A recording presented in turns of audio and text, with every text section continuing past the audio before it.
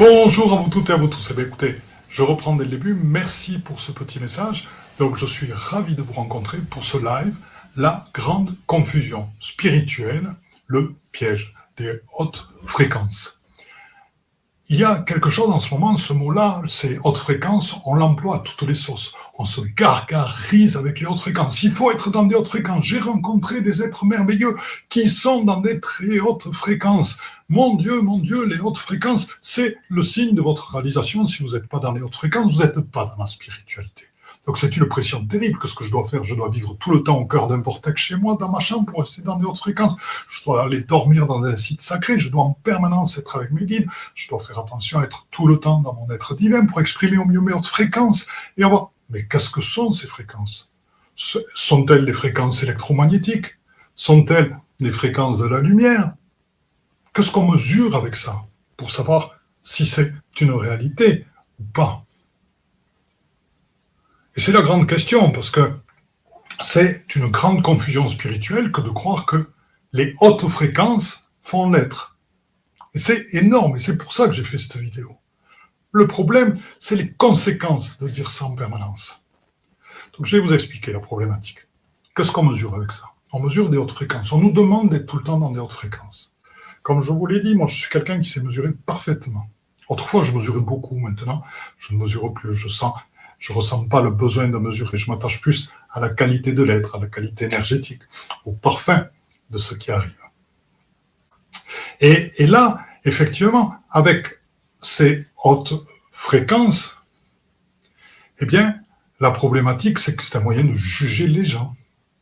Et le jour où j'ai entendu dernièrement parler des hautes fréquences comme un signal de clarté, de révélation spirituelle et d'être spirituel, j'ai immédiatement mesuré. J'ai mesuré une période où j'ai été touché dans le cœur, très très fortement, émotionnellement, parce que ça touchait quelqu'un de très proche. Donc j'ai mesuré mes fréquences de lumière, ou mon taux vibratoire, on va plutôt dire. On va appeler mes fréquences mon taux vibratoire. Du fait que j'étais touché dans le cœur énormément, mes fréquences, mon taux vibratoire a énormément baissé, était très bas.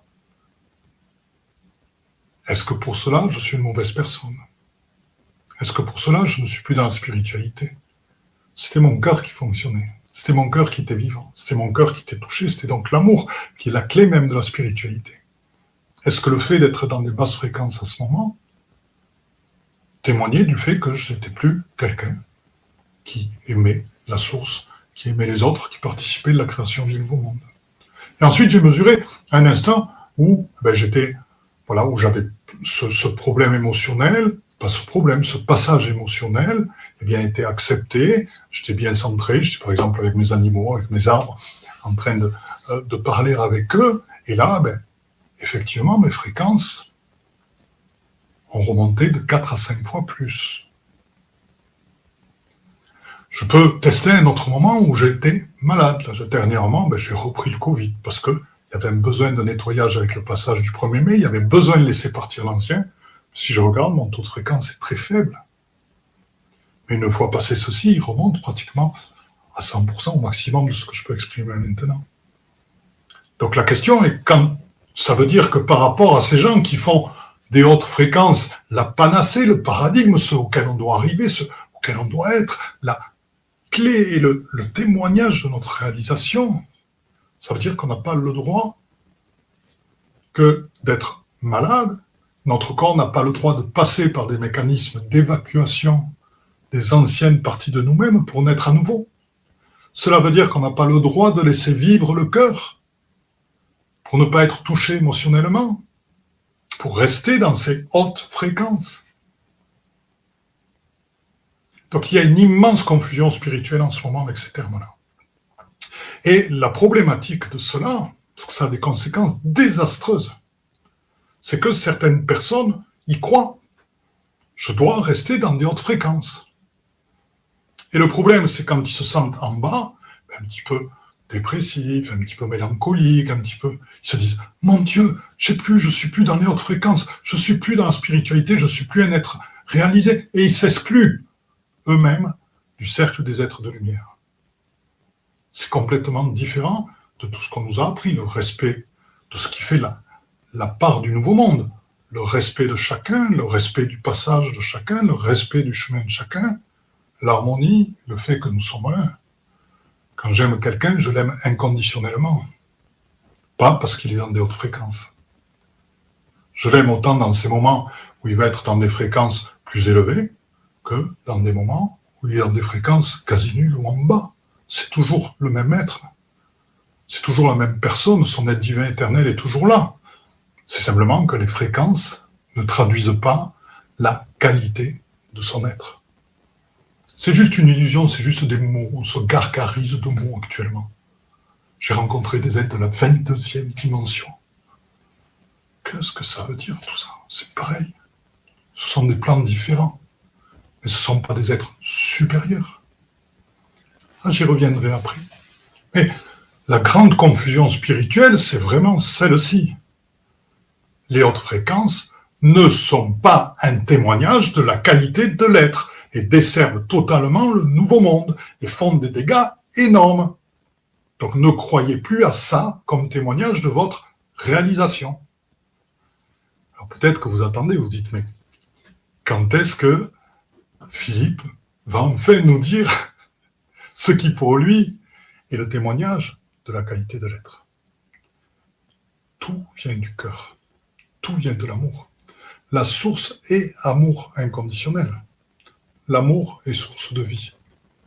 Donc, ce qui pour moi fait la qualité de cœur, c'est l'ouverture du cœur. Ça, c'est mesurable. Ça se ressent.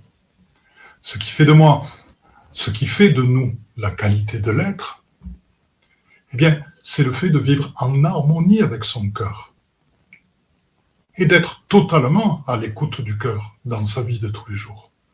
Et là, quand vous me dites, j'ai rencontré, regardez la différence, j'ai rencontré des êtres avec des hautes fréquences. Mon Dieu, l'ego, j'ai rencontré des êtres avec des hautes fréquences. Donc, sous-entendu, je suis moi-même avec des hautes fréquences légales de ces êtres. Je vais vous le dire. Donc, je vais vous le dire autrement.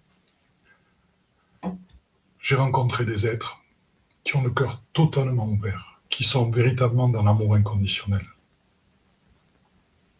Il y a quand même une énorme différence. C'est-à-dire qu'on parle de rencontre, on parle d'ouverture, on parle de cœur à cœur, on parle de partage, on parle d'entraide. Et là, on ne nourrit plus un ego spirituel. C'est complètement différent. Vous savez, les Amérindiens parlent de la qualité première de l'homme, c'est les vrais êtres humains. Quelle que soit la connaissance spirituelle qu'il a. Et on donne tout le temps l'exemple de la personne qui cherche à voir le maître réalisé, qui passe des semaines à marcher dans l'Himalaya, qui arrive au temple, qui voit quelqu'un en lévitation sur la scène, et il lui dit « Maître, maître, je suis trop heureux de vous rencontrer. » Cet homme-là, il dit « Mais moi, je suis l'élève. Le maître, vous l'avez croisé. Vous l'avez même pas regardé, c'est le jardinier qui s'occupe des roses. » C'est ça l'important. C'est avoir le cœur ouvert. Et donc, il y a quelque chose que je me dois entièrement de vous dire, et que je me dois forcément de dire aussi avec ça. Parce que, à l'heure où on parle, je viens d'en parler, des dimensions extraordinaires, d'êtres qui ont toutes les solutions, etc., toujours extérieures à nous. Je vais vous parler de la co-création. Nous sommes nous-mêmes des êtres de lumière, nous sommes nous-mêmes des galactiques, nous avons tous vécu des vies intraterrestres, galactiques, archangéliques, etc. Donc, nous faisons partie du cercle de lumière. Et j'aimerais bien que les personnes qui croient toujours qui placent au-dessus des civilisations, qui ont des technologies différentes des nôtres, qui ont des avancées, des choses qui sont différentes des nôtres, qu'ils regardent aussi notre véritable nature. Quelqu'un qui s'intéresse ne serait-ce qu'à la biologie et après à notre corps énergétique, donc avec la Kundalini, les vaisseaux, les chakras, les méridiens, etc. Quand il regarde l'ensemble des deux, la manière dont nous sommes faits, la manière dont notre corps fonctionne à travers des champs électromagnétiques, à travers la production de bioluminescence, tout ceci qui nous permet d'entrer en contact avec le vivant, donc ça c'est quantifiable, c'est prouvé scientifiquement, des billions de brins d'ADN qui communiquent entre eux, 99% d'eau dans notre corps qui est informée. la fabrication de protéines, la fabrication... Quand on regarde la complexité du corps humain, c'est quelque chose d'extraordinaire. Donc c'est une technologie énorme. Et la chose, ce qui est à réaliser, c'est que cette complexité, comme nous sommes reliés au vivant, elle est présente dans tout le vivant sur Terre. Donc, c'est pour ramener les choses à leur niveau. Nous sommes juste en co-création. Par moments, il y a des êtres qui vont partager avec nous, qui vont nous éviter d'utiliser des armes nucléaires, comme ça a été le cas quand il y a des apparitions, quand il y a des sous-volantes qui interviennent sur certains sites. Il y a des êtres qui nous accompagnent, qui nous prêtent des technologies, qui nous les font découvrir par moments. Mais la grande question, c'est pourquoi font-ils ça pour nous? Parce que nous sommes une planète qui a vraiment un point de développement, qui a vraiment un point de finesse, qui a vraiment un point de complexité dans l'harmonie, dans l'interaction entre toutes les parties de l'être, avec des moyens de communication qui sont extraordinaires, champ électromagnétique, bioluminescence, conscience, une conscience extérieure, un champ unitaire de conscience sur lequel on intervient, avec lequel on change les choses. C'est pour ça que nous sommes protégés. C'est pour ça que nous co-créons avec des amis qui viennent nous voir, avec qui nous partageons ensemble, parce que nous amenons énormément. Vous savez, il est temps de retrouver notre propre valeur. Et une chose extraordinaire, vous savez peut-être, je fais un voyage au Mexique avec Martine, du 1er au 11 octobre. Il y a déjà pas mal d'inscrits, il reste encore quelques places, pour ceux que ça intéresse. Vous trouverez sur le site les informations. Et la chose, c'est que, en regardant les Mayans, donc les Mayans ont une civilisation dont l'essence même est la compréhension à travers leurs temples sacrés qui leur permettent de connaître les grands cycles galactiques et cosmiques, et bien sûr telluriques, puisque c'est toujours un nexus. Ils ont la compréhension première que ces temples-là ont pour but, et leur action spirituelle ont pour but, d'amener l'évolution de l'univers dans le sens où eux souhaitent l'amener par leur rituel, donc d'intervenir dans l'évolution de l'univers. Ça s'appelle le champ de conscience unitaire qu'on alimente, mais ça s'appelle aussi la conscience que nous, êtres humains, du fait de la puissance, tout simplement des énergies qui sont présentes sur Terre, nous influençons tout le développement de l'univers. Absolument tout. Par notre pensée, par notre évolution, actuellement avec la nouvelle Terre. Je vous l'ai dit, c'est créer une alliance de la nouvelle Terre, tellement les valeurs transmises sont bonnes et sont communes à tout le monde. L'amour, l'écoute, le respect, la compassion.